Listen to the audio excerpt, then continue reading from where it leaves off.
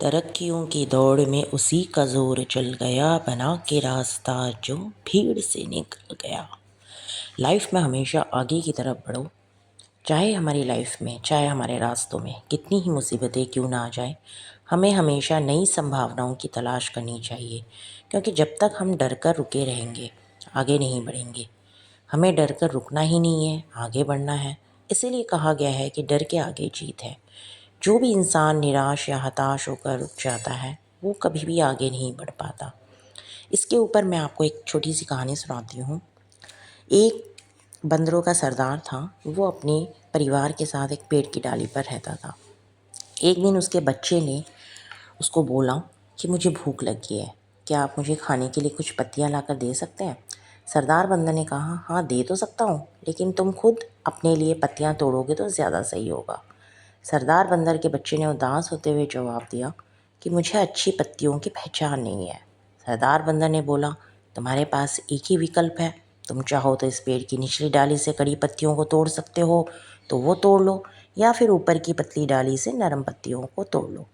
सरदार बंदर का बच्चा बोला, नरम पत्तियाँ नीचे क्यों नहीं उग सकती हैं, ताकि सभी लोग आसानी से इसे तोड़कर खा सके। तो सरदार बंदर ने कहा कि अगर नरम पत्तियाँ नीचे होती तो इसका कोई महत्व नहीं होता।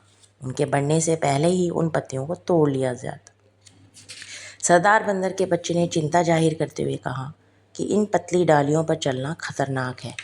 इससे डाल टूट सकती है, मेरा पाँव भी फिसल सकता है, मैं नीचे गिर के चोटिल भी हो सकता हूँ। सरदार बंदर ने कहा, देखो बेटा, एक बात हमेशा याद रखना कि हम अपने दिमाग में किसी काम के खतरे को लेके ज़्यादा सोच लेते हैं। जो डर होता है वो हमारे दिमाग में होता है, ठीक है?